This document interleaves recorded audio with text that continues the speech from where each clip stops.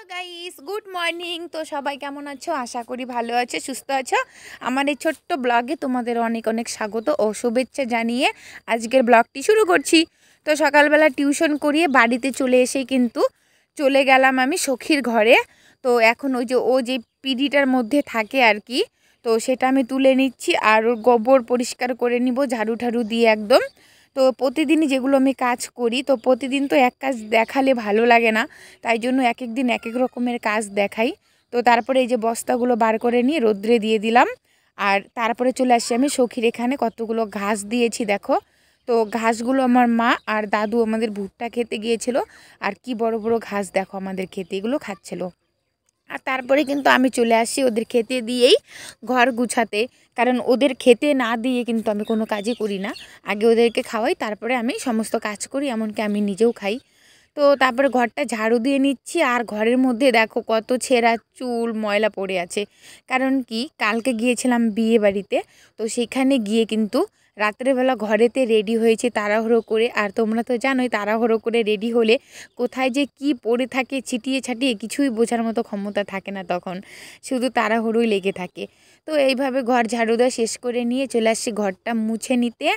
আর এই তো প্রতিদিনের আমার কাজকর্ম এগুলোই থাকে, এইভাবে ঘর মোছো, ঝাড়ু দাও, বিছনাপত্র সব গুছিয়ে রাখো, এই তো আর কি বলবো।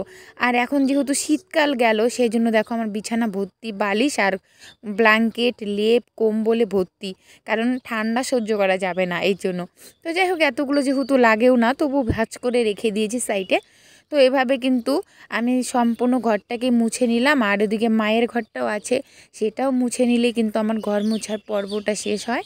আর তারপরে কিন্তু আমি মুছে নিয়েছি, চলে আসি গরুকে জল দেওয়ার জন্য। তো এই যে দেখো আমি জল দিচ্ছি নিয়ে আমাদের টিউবওয়েল থেকে।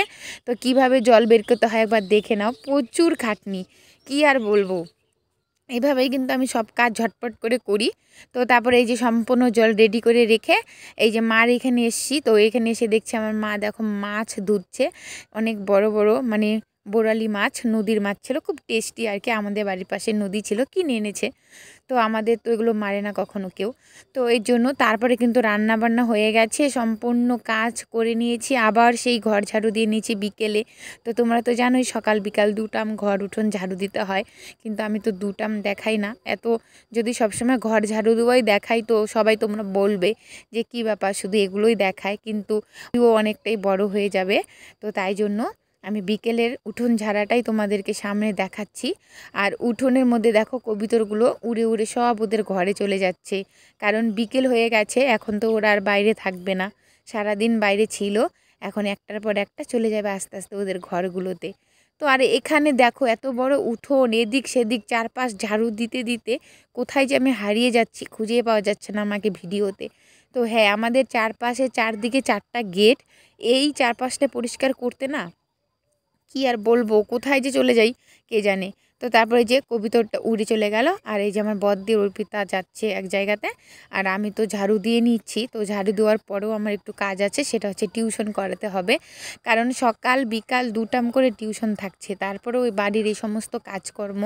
তো যারা এভাবে করছো বা যারা এতটাই খাটনি খাটছো তারা অবশ্যই বুঝতে পারবে কতটা টাইম লাগে। তো তারপরে আমি একটুখানি বসছি হাত মুখ ধুয়ে, আর এখানে চলে আসে সখী। আর সখীর লেগেছে ঝাল, ও ভাতের সঙ্গে লঙ্কা খেয়েছে, মা দিয়েছিল।